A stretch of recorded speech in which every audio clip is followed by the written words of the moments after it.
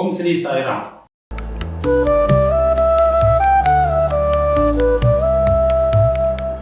அத்தியாயம் 49. ஒருமுறை பாபா மசூதியில் அமர்ந்து இருக்கும்போது அவரோட நானா சாஹேப், சாந்தோர்கார் மற்றும் மகள் சாபதியும் அவரோட கூட இருக்காங்க. அந்த நேரத்தில் பிஜப்பூர் என்ற இடத்திலிருந்து ஒரு முகமதிய கணவான் தன்னுடைய குடும்ப பெண்களோடு பாபாவை தரிசிக்கிறதுக்கு மசூதியில் வராரு. அந்த நேரம் நானா சாஹேப் என்ன பண்ணுறாரு, அந்த இடத்தை விட்டு நகர்ந்து போக ஆயத்தமாறாரு. பாபா என்ன பண்ணுறாரு, நானா சாஹேப்பை போகாதபடி தடுத்து தன்னுடனே உட்கார வச்சிடுறாரு. ஏனென்றால் அந்த பெண்மணிகளின் அழகை கண்டு நானா சாஹேப் அதிர்ச்சி அடைஞ்சிடுறாரு, கலக்கம் அடைஞ்சிடுறாரு. ஒருவர் பின் ஒருவராக பாபாவை வணங்குறாங்க. அப்போ ஒரு பெண்மணி பாபாவை பாதத்தை வணங்கும் போது தன்னுடைய பர்தாவை, முகத்திரைய தூக்கி பாபா காலை வணங்கும் போது நானா சாஹேப்பும் மனக்கலக்கம் முட்டுறாரு. மீண்டும் அந்த பெண்மணியின் முகத்தை பார்க்க ஆசைப்படுறாரு.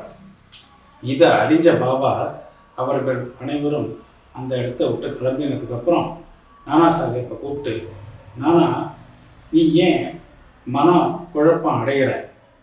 அழகு என்பது பார்க்க வேண்டிய ஒன்று. அதை நேரடியாகவே நம்ம செய்யலாம். ஏன்னா கடவுள் இந்த அழகான உலகத்தை படைச்சிருக்காரு. அதில் நம்ம திரைமறைவாக எதையும் காண வேண்டிய அவசியமே இல்லை அப்படின்னு நானா சாஹேப்பை கூப்பிட்டு அறிவுரை செய்கிறாரு. மனிதனுடைய மனதில் கெட்ட எண்ணம் இல்லாத போது நம்ம முன்பக்க வாசல் வழியாகவே வரலாமே, எதுக்கு பின்பக்க வாசலை நம்ம தேர்ந்தெடுக்கணும்னு சொல்கிறார். இதை புரிஞ்சின்ற நானா சாஹேப் சந்தோர்கர் அமைதியாக பாபாவின் அறிவுரையை கேட்டு சாந்தம் அடைஞ்சிடுறாரு. கண்கள் தன்னுடைய வேலையை தானாக செய்யட்டும். நம்மளுடைய எண்ணங்கள் நேர்மையாக இருக்கும்போது நம்ம எதை பற்றியும் கவலைப்படக்கூடாதுன்னு நானா சாஹேப்புக்கு பாபா அறிவுரை கூற அவரும் சாந்தம் அடைஞ்சிடுறாரு. அந்த நேரத்தில் ஷாமா என்ற பக்தரும் அவரோட இருக்கார். ஆனால் ஷாமாவுக்கு பாபா கூறுறது ஒன்றுமே புரியலை.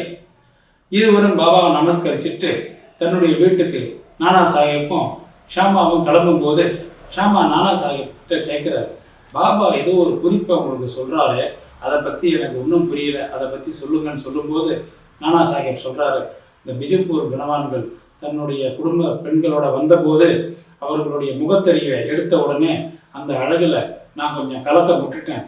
அதை பாபா அறிஞ்சு எனக்கு அறிவுரை சொன்னார். என்ன சொல்கிறாரு, கண்களும் தன்னுடைய வேலையை செய்யட்டும். நம்ம கெட்ட எண்ணம் இல்லாமல் எதையுமே ரசிக்கிறதுக்கு இறைவன் தான் இந்த உலகத்தை படைச்சிருக்கான். அப்படிப்பட்ட உலகத்தில் நம்ம முன்பக்க வாசல் இருக்கும்போது ஏன் பின்பக்க வாசல் வழியாக நம்ம வரணும் அப்படின்னு இதை ஒரு குறிப்பாக எனக்கு பாபா அறிவுறுத்தினார் அப்படின்னு சொல்கிறார். கடவுளுடைய அழகான படைப்பை நாம் பற்றில்லாத மனதோட காண வேண்டும், ரசிக்க வேண்டும். அதில் வெட்கத்திற்கோ பயத்திற்கோ ஒருபோதும் இடம் கொடுக்க கூடாது. இயற்கையிலேயே நம்ம மனசு எப்பவுமே சலனம் உள்ளது.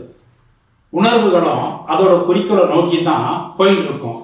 நாம் என்ன பண்ணணும்னா உணர்வையும் மனசையும் அதை தான் தோன்றித்தனமாக போக அனுமதிக்க கூடாதுன்னு பாபா அறிவுரை சொல்கிறார். தக்க முறையில் ஒழுங்காக சந்தர்ப்பத்திற்கு ஏற்றவாறு உணர்ச்சிகளை நாம் கட்டுப்படுத்த வேண்டும். பாபாவின் திருவடிகளை எய்துவோம். ஓம் ஸ்ரீ சாய்ராம்.